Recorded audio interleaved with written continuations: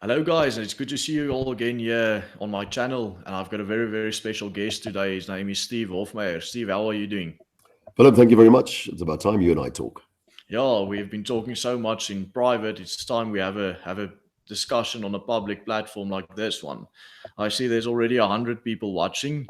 I'm happy this is being so popular. So today we are actually going to talk about the media and what happened after Donald Trump's tweet. I think everyone watching this and probably who will watch this know what Donald Trump has tweeted, where he said that he wants to investigate into what's happening here in South Africa. So I'm quickly going to screen share so that you guys can see what the media have said. There we go. Let's share the screen. All right. So look at this here. This is just a few article headlines that I have screenshotted. The Daily Beast that says South African farmer says to Trump, "Leave us the hell alone." Times Live says, "Leave us the hell alone," says South African farmers. They are furious over Trump's land tweets. News 24 says Trump must really take his long hair and leave our people the hell alone, SA farmers. And ENCA, Trump must leave our people the hell alone. Now, the person who actually have said this is a black South African woman. Yeah, you can see her. This is her Twitter account. And her name is Praline Swart. There you can go, at Praline S there. And this is the only woman who said what was quoted there by the news sources. Nobody else said this.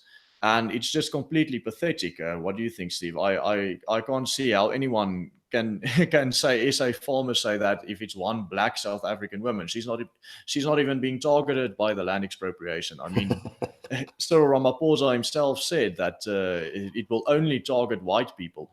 Exactly. That was the words from his mouth. And he didn't just say land, he said assets as well. But listen, isn't it amazing that we have to combat two things here?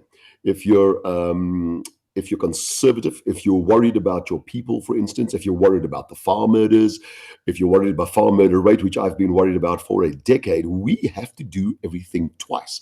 That means we have to worry about the farm murders, the farm rates, the land expropriation amongst whites.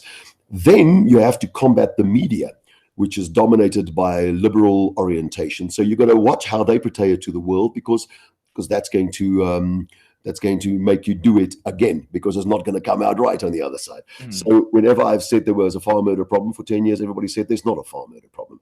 This year, I was lucky. I kept quiet a bit because Australia discovered there is a farm murder problem. Poland discovered it. Was discussed in European parliaments. And at last, America recognized that there is a problem. Then I said there's a genocide, and of course, no, it can't be a genocide. It can be anything else, but it cannot be a genocide. It's maybe a mass murder or not a mass murder. Maybe it's an ethnic cleansing. So while we are haggling about definitions, someone will be attacked tonight and someone will be killed before Monday. That is the kind of place we live in. Of course, I entertained some of these debates. I will not waste my time again. The media is not on our side. We have to stipulate everything twice. First amongst ourselves, so we know that there's a problem, and then to the world out there as a measure of sidestepping our own media. Now, in this case, we've been waiting for a long time for Donald Trump to at least just acknowledge it. It's enough that he's acknowledged it. In fact, if he doesn't do anything else, he has acknowledged it. You will not believe the complete meltdown in South African media. If you're now tuned in from abroad, you will not believe the meltdown. The similar kind of meltdown you have against Donald Trump, we've now had against him from South Africa, in such a way that it sounds that the only problem in the whole world is that Trump reacted to the farm murders. The problem is not the farm murders. The problem is not the land expropriation without compensation and only amongst white people. That is not the problem. The problem is that Trump said something. So we've had to listen, read our newspapers. I listened to radio this morning. I had to switch off because I just couldn't stand it anymore. We've had to watch television. We've had to read the press that you've just presented us with there. Meanwhile, I'm the living proof of these problems because I have a very peculiar job. My job has been for 30 years to do what politicians should be doing, and that's canvassing, going around, living with your ear on the chest of your people. So when they laugh, I laugh and I write about it. And when they cry, I feel it and I cry about it and I write about it as well. So by now, it's going to be very difficult to tell me what farmers are thinking. Maybe there's Yeah. a farming union out there that know them better than I do. But every 4 days, I do 3 concerts, and I've done it for 30 years, mostly among the rural people out there and the farmers who travel very far and pay a lot to come see the concert. But that's not what they're paying for. They're not paying for a good rugby song or a good love song, which they get plenty of. They come to see if they are still alive, if they still exist, if someone has not forgotten them, if someone is going to go out there and use his platform to exclaim to the world what their problems are. And their problems are not a few. They have a lot of problems on the farms. If they're not regulated to death by the government, they're fighting. This is South Africa. They're fighting the elements. It's a very dry country. If it's not that, someone will be climbing over the fences tonight to slaughter livestock and animals of any sorts. If it's not that, they will be attacked and there will be a farm murder. And we speak about this almost weekly, because weekly there is a farm murder, and every 3 or 4 days there will be an attack. In fact, not 3 days pass. No, it's actually the statistics, the police statistics says 2 attacks per day and 2 attacks every week. 2 murders every week. So every day there will be 2 farm attacks, and every week there will be 2 farm murders. So we can work with a murder every 4 days and 2 attacks per day. Yeah. That's what. So derived from that statistic, of course, everybody jumps on us and says, yeah, but that's only about 50 murders a year, or sometimes 80 murders a year. That can't be called a genocide. But you forget that we're working with only about, what have we got left? 30,000? We don't know, because the last census was done in 2012, and we know that in 1994 we had about 120,000 farmers, which has been reduced to 30 now. Yeah, 30 and recently. in 2012 we had about 33,000 farmers. Yeah. But what do we have in 2018? We have no idea, and there's no census, there's no data available. True. But even if we take the old data in the declining numbers of farmers, we know that the number is proportionally extremely high. Yeah. So there are 2 ways to work with the statistic. The one is you exaggerate, or the other one is you undercut it. Of course, on the liberal side, they will say there's not nearly enough that murders. And on the conservative side, they may not err on the conservative side and say, no, there's many more murders. So why don't you find a line in the middle and find any good or damn old line you want, and tell us what you find. We can undercut as much as we want. We can take the most conservative estimate of the statistics that we want. We can take 30,000 farmers, and it will still be at least 3 times worse than that of the rest of the country. That is the national average. Yeah. There's something else that I want to come back to. After what happened with the news sources, where the South African fake news media, Adrian Basson, Pieter de Tooy, and those people did their best to discredit everyone who says there's a problem, I have seen a little trend on Twitter of people making videos. It was actually started here. I'm going to also share my screen again. It was actually started here by a good friend of mine who made a video, which I retweeted here on my Twitter, which he made a video saying exactly what's going on here. Here it is, Donnie Barnard. And also what happened was other people also made these videos. I've been retweeting everything that I could find here. So if you guys if there's any other Afrikaner or Boer who wants to make a video saying this is the real truth about what's going on in South Africa, please make a short 2-minute video up on your phone and upload it to Twitter, and then just use this hashtag here, Boer Testimony. So one word, BOERTESTEMONY. And then if I can find it, I will retweet it. And I'm sure Steve will also do his best to spread these videos. As you can see here, this one here by Donnie already got almost 100,000 views, or almost 80,000 views. So that's great. That's great news. And we can always use these things. I see 10,000 followers on Twitter, and I will retweet all these videos. So you guys can, so we can spread them. So please, if you guys want to make videos like this, use that hashtag Boer Testimony, and Steve and I will definitely share them on our platforms on social media to get the message out there. Hopefully one of these videos at least reaches Donald Trump's ears. Certainly won't reach the local media. Yeah, please do the effort to do that.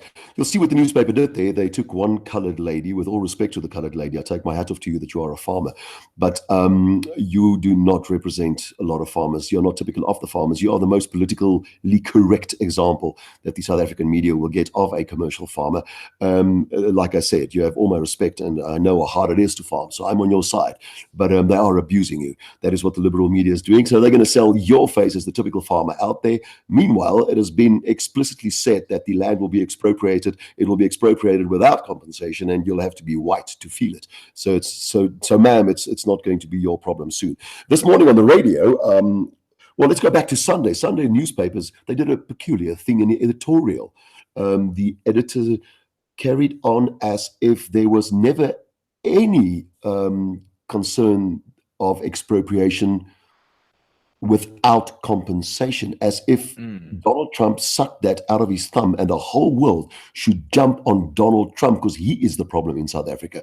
Meanwhile, we've been discussing without appropriation for quite a long time. We know exactly what it is. In fact, it has happened already. And even if there is some sort of ethical way to do land expropriation without compensation, you need to know that we're working with a barbaric people out there who will, when they see it on television, when they see their president say it, they will flock, they will run, and they will take whatever they can. And that has happened as well.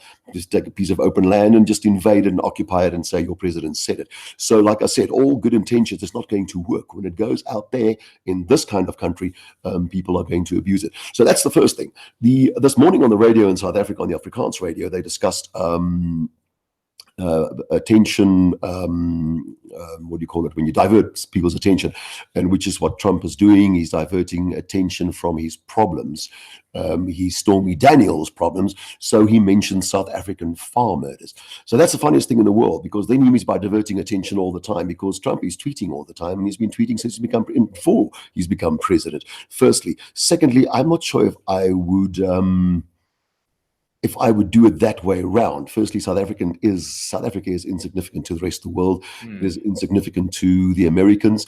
It is probably not very significant to Donald Trump at this stage as well. So I'm not quite sure what the plan was there. This morning they discussed it. Ironically, the politics of diverting attention, aandag afleiding, the politics of that was practiced by that very radio station. By when we are going to discuss Trump's tweet, we start by Stormy Daniels.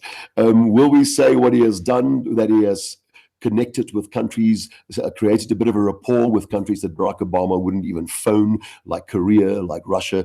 The fact that he has changed black unemployment in America almost overnight.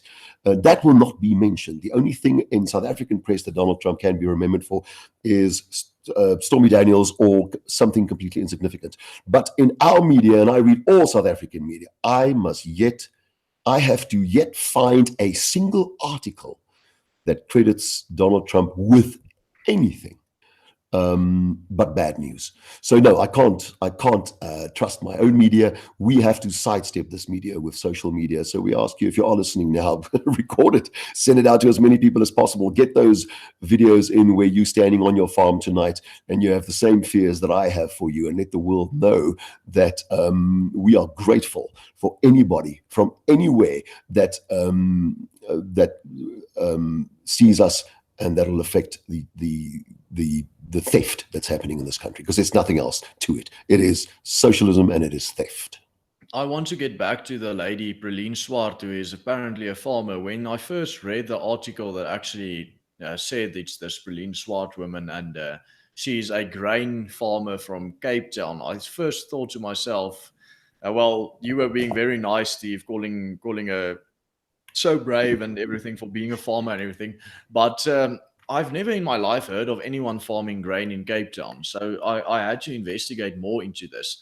So then the more and more that I investigated into this, I found out that this woman, Praline Swart, is actually the vice chairman of Grain SA, as we know, which is a part of Agri SA, which is probably the most left-leaning, one of the most left-leaning organizations in South Africa. I will definitely make another video about that.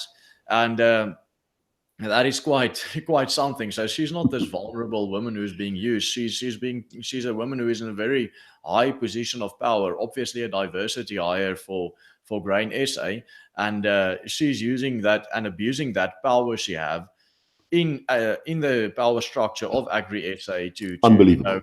To come down on us farmers, and using us to basically spitting on us. And I think really we need to stand up against these things. We need to stand up against Agri SA for what they are doing, and there is definitely a video coming about that. Yeah. So that's going to be quite a big one, I Yeah. think. For those who I are mean, listening, Agri-SA obviously is our biggest farming union. mm, We are beginning to suspect that they may be in cahoots with the government, although they are doing good work amongst our farmers. We are beginning to feel a bit of a what is the syndrome where you start mm. siding with your captors, and I'm scared it's going to be that, Stockholm Syndrome, Stockholm Syndrome. I'm scared it's that. But if they get something right, we'll all be very happy. There are other unions, of course, who disagree with them completely. But It's quite funny that you name Stockholm Syndrome, because the central theme of my video that I'm making about Agri-SA is about all the farmers who are still part of Agri-SA. I would compare them to having what's called battered wife syndrome. Now, battered wife syndrome is a psychological condition where a wife gets punched by her husband. And because of all the nice words and everything that's so nice that he said to her, and they were so in love before they got married, she in her mind, that's still what's going on in her marriage. So she can't even see past what's happening to her, how she's being punched. So when the yeah, social worker comes to her house and she's got the blue eyes and everything, she will always make up a story of her falling, and always falling in the deny shower. fall in the shower or whatever, and she will always deny that it was her husband who punched her, who gave her the black eye. And that's exactly what I feel the farmers who are still a part of Agri-SA, Yeah, they've got some form of that syndrome. I really believe. absolutely. Hopefully, after my video exposing all the stuff that's going on at Agri-SA, hopefully after that video, it can be shared with many of the farmers in South Africa, and they will come to their senses and Yeah. leave that rotten pile alone. Yeah. Now, we have an opinion poll in South Africa, if you're watching from elsewhere, and it's called the Afro Barometer. In about a year and a half, they had a national poll, um, especially amongst Black people. I also followed some of it on the radio, where they would actually microphone people who took part in this poll, and they asked them, what are your most pressing concerns in South Africa? And I'm going to read them. They're in front of me here. Please tell me when you hear if racism was mentioned, and please tell me when the land issue comes up, because it shows that 71% of the respondents believe that unemployment is the largest problem the government should address. A quarter of respondents believe that housing and crime, they were about 27%, are the most pressing issues. So they were followed by problems of education, of course, poverty and corruption, which is a huge problem. But sorry, there was no land, there was no racism mentioned. And also in a 702, which is a radio station, very liberal radio station, they had a long visit, a pre-election visit to Tembisa, which is one of the townships behind me here. And citizens aired their concerns, and not a single person mentioned racism or land. So someone is making this up, someone is pretending that it is a problem. And now it's blown up in such a way that they're going to expropriate in a racial way without compensation. In fact, aren't we just the other side of what the worst of apartheid is, or was, or will we be remembered as, or seen as? We're doing exactly the same things. Within the first year of the new South Africa, we had almost doubled all the murders of the entire apartheid regime, if you want to call it, which was 4 decades. The deaths incarceration, which was what apartheid was remembered for, had probably been tripled and is being tripled yearly for 20 years. That is unbelievable statistics. So we can't afford for the world to fall for mainstream media, but I have an idea all over the world they are regarded with skepticism by now. Yeah, definitely. I mean, Antifa is an organization, a very big leftist organization that actually attacked me, wrote a huge hate piece on me on my Discord channel, and how we are neo-Nazis and I don't know what else. You Where they must put that actually in your CV. That's an honor to be attacked by Antifa. You could get promotion in my valley. exactly. And what actually happened after that, I got a lot of support. I'm going to show you actually what happened on my Twitter. I stood on about 9,000 followers, and after they tweeted about me, I have grown to 10.1 thousand followers already. And that was just after Antifa attacked me and wrote this huge hit piece on me. But the big problem that we had there is the fact that they took down my my Discord account. So I saw actually, that. there's someone. The Discord was very, very important for me, because it was a networking uh, server that I could have used. Other about and about the situation and to do strategies and networking people. But luckily, if you, as you can see here, I've got a new Discord link here. It's actually a Discord to a friend of mine, Ronaldo's Discord. We can all go there and stay as refugees in that server so long. You will get my announcement from me there. So if you look at the description there, you can easily join that there. And also after this chat, we will be in that Discord discussing what has been said here. That's while we are working on a new Discord, but we don't have too much problems. It will be quite easy to, recover from all of this problems and so forth. So I see Discord you all. refugees. I like that name. Yeah, we will take refuge in that server so long, and we will discuss everything we did discuss in my server there, so you guys can join that.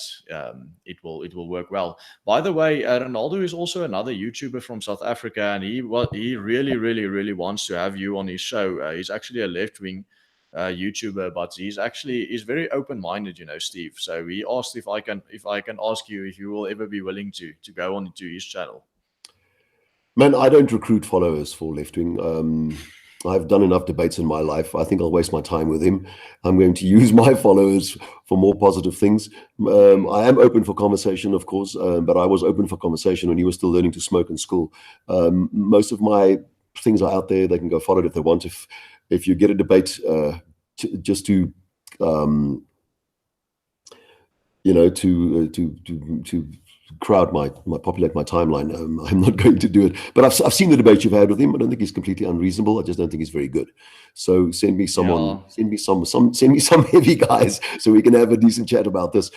Yeah, I know he's not the best debater. But he's still, he's very open-minded. I Well, enjoy it's good that to have about him. the typical left-wing guy debate you, because you need to see what the typical opinion out there is and why we can't stomach it anymore. You also need to get maybe the typical right-wing guy to have a chat with him. I think we have more depth here. We go further. We are angry. I have a guard in front of my mouth all the time. I am targeted by the local Antifa, if there is a thing like that. There's almost not a month that goes by that my concerts aren't either banned or boycotted. They haven't been very successful though, but it is difficult to change venues and things. They have the tenacity or the audacity to phone venues and say that they know the left wing, the EFF with the matches, and if Steve Hofmeyr sings at that hall, we're going to burn it down. So of course a schoolmaster would take precautions. But all in all, it's happened once. When I reacted with a legal defense once, it was changed immediately and the concert proceeded. So they're trying everything to keep us quiet. And the reason is they are in a tailspin. They are neurotic. In fact, there's a bit of paranoia out there in the left wing, and I thought that was the reserve of conservatives. But it's quite clear that there's a paranoia out there, and they don't quite know what to do. Like I said, for a year now, I've had to sit back with a cup of "I told you so" and just relax a little and see how they melt down right in front of me, because reality is fighting on my behalf, it seems. But Steve, let's talk a bit about yourself. In your past, when you were quite a young musician, that was now before the 1994 election and everything, you actually supported the communist ideology of the ANC. How did you change from your views from that to what your views are now? You are a right-wing Antifa, I can see. Yeah, no, it wasn't like that at all. I was not a political creature as a young student, as a 20-year-old. It was we were, of course, heavily sanctioned at that stage. There were rumors of civil war. I'm not so sure about that, but we were treading water, if not mud, at that stage. As a young drama student, I was quite liberal. And I thought, if my culture is going to be safe and my language is going to be safe, why not just vote yes for this referendum, which was dubiously worded, I must add.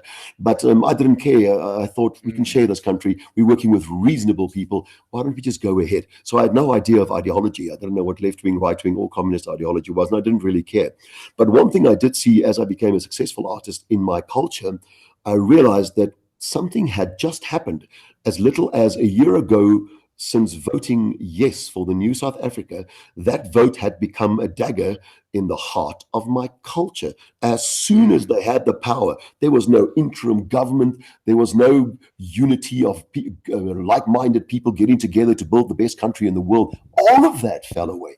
A lot of people said it's because you were naive, but I think you had to have been there to understand why some of us thought it was good. We relied on Nelson Mandela to be reliable, to be reasonable, but very soon he seemed to chatter along the same lines as the ANC, and very soon we realized that no president will be mightier than the ANC, and they will all be marionettes of the ANC. You'd think that Cyril Ramaphosa is a good businessman. He will just do what the ANC tells him to do. And that was very depressing for me. And very soon I started doing some homework, and I came across something very simple: my culture, my nation, and I started defending it. So did you vote yes in de Klerk's referendum? Yes, that was about 92, I think. It was long before we voted for the new South Africa, 2 years. Yes. About that decision today? Well, the two ways I feel, well, I'm very disappointed about it. And if I had the opportunity again, obviously, hypothetically speaking, I would never do that. But today I'm informed. In those days, I wasn't. Firstly. Secondly, if you read the referendum again, you'll see why most of us fell for it, because it basically gave him the mandate to carry on speaking, and we like that. I was a drama student. Let's communicate. I am still for that. But 20 years later, I'm done communicating. The talks of transformation and unity we've wasted a lot of time. I don't want to be a bad neighbor. I want to be a brilliant neighbor. But the all for one, we are one, Simunye Kumbaya little thing has passed by me. I don't believe in any of that anymore. I'm going to stick to my people. I love all people. I love all South Africans. And I stop every day, almost an hourly, for anybody of any culture, tribe, or nation, and we take a selfie and a photograph, and there's still some very good people out there, but the narrative is not run by the good people. It is run by the extremists, and they happen to be the left wing at this stage. Yeah, well, I think what happened at that stage when the referendum was out, I would say 99% of all the people who voted yes were tricked into that by the same media that's using the same deceit tactics to try and nullify our case today. But luckily today we have other forms of media so that we can combat that media, and that's why I think it's so important that we have people like the guys that I spoke about earlier on this chat, who made the videos and said, what's being said in the media is completely false. It is not what's going on the ground. We as farmers really, really, really need to stop this massive attacks and murders and everything against us. And that's why I'm going to implore you guys again to go ahead and every single one of you, every individual, you can make a video 2 minutes long and you post it on social media. So tell the people what's really going on. I think that's really, really needed today. And of course, myself and Steve here will definitely do everything we can to share that as far as possible. No, absolutely agreeable. Just on that note, it is you can still defend our cause ideology free, because I'm actually just counting bodies, and mostly attack victims and rape victims. I don't know why there has to be an ideology around that, why it has to be left wing or right wing. The majority of commercial farmers in this country just happen to be my people, not just white, but Afrikaners. It's what we do. We come here to a very dry country, we fight the elements, and we do it scientifically. We farm in places where no other African would ever dream of going even. So those are my people. So when the majority of them are facing hardships, and a disproportionate of them are being raped and attacked, and a real disproportionate of them are being murdered, somebody has to note that. So I do ideology. I'm an Afrikaner, I'm a nationalist, I'm fairly politically conservative. But most often, if you ask me if I'm left or right, I ask you, what are we discussing? Because sometimes I tend to lean this way, sometimes I tend to lean to this, depending on what we are discussing. I think everyone is like that, Everyone has different opinions on different matters. So it's going to be like that. In a right wing or a left wing box will be stupid. It'll be crazy, and we have so much information going about now, as you said earlier on, that if you're completely right, that is good as well, but use the information to get there at least. At the moment, we've fallen for a lot of left-wing narrative. They've been much cleverer they've won the propaganda war. In fact, that's how the new South Africa came about, and they're still winning the propaganda war. But we have social media. We are awakening, and we are getting more information. Not necessarily the opposite of the information, or right or wrong, because it's the opposite of this. But there is more information, so you can make a more informed decision. Exactly, and we can get the truth out there. In the past, whoever owned the newspaper printing press had all the power, but nowadays you don't need to have all that money to own a printing press in order to get your story out there. You own a smartphone. You can just record a short video of you saying something, or just type a short message and you post it, and it's out there. I love And it. that's wonderful for us today, Yeah. because every time, it's actually quite funny if you look at all the News 24 political articles, and they are extremely left biased. I mean, Peter de Tooy, who basically ran the Huffington Post into the ground while he was editor in chief, they immediately got a job as editor at large at News 24. Adrian Basson, who is probably one of the most left-leaning individuals I am aware of, who's the editor-chief of News 24. All they did, they closed the comment sections on their news articles, and now suddenly they think I remember that, that. I know suddenly they think that nobody disagrees with them anymore. Yeah. They just closed the comment sections on the news articles, so that nobody can see what the public's actual opinion is.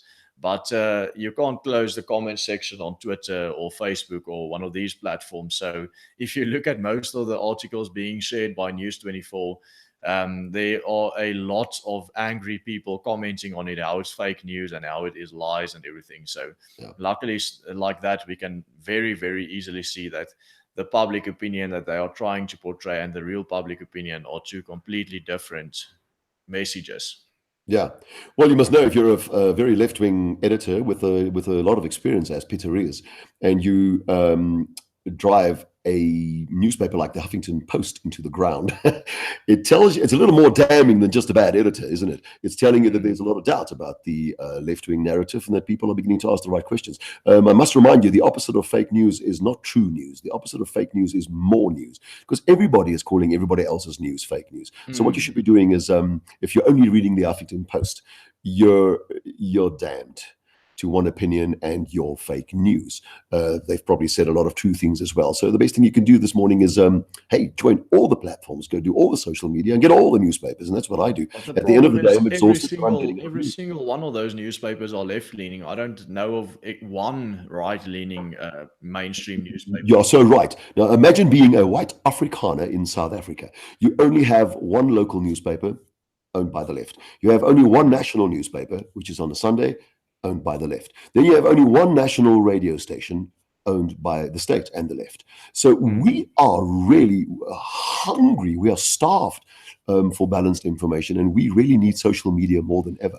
And also the media that goes out overseas to the people who's watching from other countries, it's so imbalanced. But luckily, we have some people, like Stefan Mollen, you have been on his channel before and everything, and Lawrence Southern and those people speaking about what's going on here. Because if it wasn't for them, all they would have had was all the English news from all the far left or very, very left-leaning English newspapers that we have here in South Africa. I mean, I just opened the Daily Maverick yesterday, and I read 2 or 3 articles, and I couldn't believe how openly socialist their narrative is. I don't know if there's even one newspaper here that we have a narrative of capitalism and freedom of speech and all that things, and the free market and everything. It doesn't even exist in South Africa. Yeah, and it's as if it doesn't exist. They've got to sell these papers, which is capitalism. None of these newspapers and all of these newspapers go ahead and they tell the world out there that the problems that we face here in South Africa with the farmers and everything is totally false, and we can't allow that to continue. Yeah. One of the discussions they had this morning was Max de Preer and the usual crowd on our Afrikaans local station. They only consult those people as experts. So the left consults the left, and the left gives the left's awards, and the left praises the left for the left's ideas. So nobody else ever gets in there. But one of the things they said is, after damning Donald Trump for all the awful things they've done, they said, and he also dominates Fox News so he can get his story out there. And of course, they stopped it there. I was waiting for someone to say, Yeah, but the rest, the rest of the media, not just in America, but worldwide, is against Trump. They just cannot find Mm. anything good about him, the mainstream media. But it shows you that's the kind of thing, that's the kind of fake news you're sitting with. He is dominating one news channel, Fox News, which is debatable, by the way. But nobody ever mentions that there is not a single other channel on his side. So no, I think against the odds, Donald Trump is doing rather well. Yeah, I think what Donald Trump taught us was that you must just not stop caring, or just stop caring about all these smear campaigns against you by the media, and you must just, keep on speaking the truth. And It should be like water off a dead duck's testicles. You just let it flow and let it leave you, as one of my characters of one of my books said. Yeah, the next debate will be about genocide. It'll take 10 years before we realize that there was genocide. There'll be a book written about it, but by then we will be completely wiped off the face of the earth. We are asking for intervention from countries all over the world. And like I said, people know about this, which is good for me, because I don't want you 10 years from now, when the genocide has been completed and finished off, to say that you didn't know. Can I please remind you of my definition of genocide, if I can find it here? I have the original definition of genocide. When people say, yeah, but it doesn't look like the Holocaust, it doesn't look like the Houthis and Tutsis, Mr. Hofmeyr, you are still alive, we could actually see you on television speaking. Well, genocide does not necessarily mean the immediate destruction of a nation. Except when accomplished by mass killings of all members of a nation. It is also intended to signify a coordinated plan, something like BEE or land expropriation, of different actions, which I've mentioned now, aiming at the destruction of the essential foundations of the life of a national group. It's a long definition. I'm not going to go through the rest of it, but you have an idea of what I'm saying there. So before you tell a farmer again that he is not subject to genocide, he's only being murdered, please ask him about his language. If he's Afrikaans, please ask him about his tertiary education, and ask him how many universities is left for the Afrikaans-speaking person, considering that we have the same amount of people who speak English. Ask him how many English universities there are for South Africans. Do ask him about everything else. Ask him about his heritage and his monuments. Ask him if they are safe. Ask him if the syllabus in the schools, the curriculum, does it allow his history? Then you will, when you get the answer, get closer to the real definition of genocide. It is happening to my people right now, and the best I get is left-wing mainstream media denying it. Steve, just before we finish this conversation, it's very interesting that you brought genocide, the term genocide, to the table, because we know that AfriForum has been falsely accused of using that term all the time, and they say, no, we're not using the term because it doesn't fit the definition. So Ernst Root said it fits the definition of an ethnic cleansing a lot more, but you yourself seem to be convinced that it is in fact a genocide going on against white South Africans. Can you tell us exactly how it fits the definition of genocide, and why it is a genocide going on against white South Africans, and why that's your opinion? Yeah. I don't want to speak on behalf of Ernst, but I have an idea that the word is taboo. Nobody wants to throw the word around. Nobody wants to throw the definition around lightly. That I get as well. So our pictures of genocide would be only, I suppose, the Holocaust, the Houthis and the Tutsis, maybe the thing that happened in Namibia, and there'll be another one or two, the Kosovo, I suppose, after that. Yeah, one or two of those will be mentioned. But it seems that there are different definitions for genocide. So for me, it can never just be a mass killing of a certain group. It has to do more than that. This is usually a minority group. And apart from the murder statistics, which I can prove to you, I need to prove to you then that all the other collective habits of my culture are being not just marginalized, but swept off the table. So if I can complete that definition, the objectives of such a plan would be then the disintegration of the political and social institutions. Now, when they say plan, they mean a government plan. And ironically, Ernst Root, in his book, Kill the Boer, proves the government participation in this whole event. In fact, they are downright culpable. Also, the disintegration of political and social institutions, the culture, the language, the national feelings. We are being laughed at, by the way. religion. They're trying everything to get our religion out of schools. They're trying everything to get our language out of schools, and the economic existence of national groups. We are barred. Our children are barred on account of their skins by more than 100 race-based laws. We're not speaking of apartheid. We're speaking of post-apartheid, by the way. 100 race-based laws to keep my kind of people, my kind of skin color, out of the workforce. Also, the destruction of personal liberty, health, dignity, and even the lives of individuals belonging to such groups. So that is the larger definition. I'm going to stand by that definition and that definition alone. I'd like to know which definition the other people are using while saying that there's no genocide. Of course, during the genocide watch period, Gregory Stanton came to South Africa. I met up with him twice. I found him a gentleman. I found him an extremely ethical person.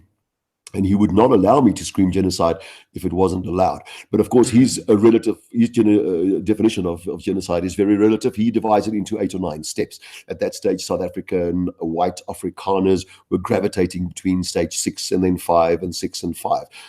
Do remember that stage 8 is too late. That's when you live in denial of what had happened already. Now, I can't wait for that kind of definition of genocide when it is over, because that'll be too late for my people. I need to show a bit of objectivity that the other group on Gregory Stanton's genocide watch that was facing genocide was not just the white Afrikaner in South Africa, it was also the South African woman. Oh. That is devastating to know, and nobody has said a word about that. So what are we getting away with? We're getting away with the golden medal. South Africa is the rape capital of the world. You will not believe what we do to our women in this country.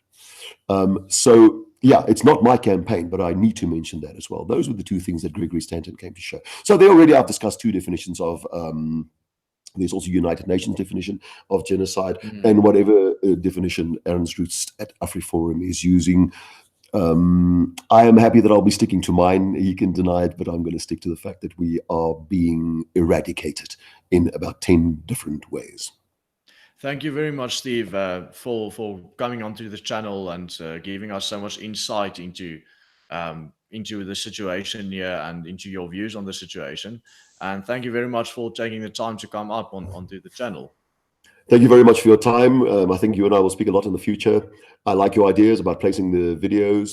Please remind your viewers again to do that. Thank you for your hard work. I'm so grateful for you because you've proven to me that there's a generation much younger than me that have the same concerns. I think you're probably more serious about this than I am, and I'm very proud of the work that you are doing, Willem, Petzer. Good luck, and we'll talk again. Thank you very much, Steve. And as Steve said, I would like to remind you guys to also go check out my Twitter feed. My Twitter, the link to my Twitter account is in the description of this video. And in there, you will see the videos of people who already posted and said, this is what's going on in South Africa. The media is lying. There is a massive problem. And this is what I think about it.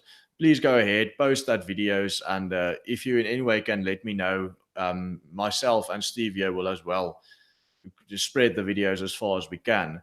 The other thing is also, as I said before, there's a link to a Discord channel in the description of this video. It is not my Discord channel. It's somebody else's. It's Ronaldo's Discord channel. But luckily, we can reside there as refugees and still go on as we did in my channel. And until we could figure out how to get my channel up and running again after it has been attacked by Antifa, we are going to have to reside in there. But I will see you guys there after the stream has ended for a quick conversation, and we will talk about what we said here. Thank you very much for watching again. Remember to drop a like, and if you haven't yet, be sure to subscribe. And thank you very much for everyone who's watching. Goodbye.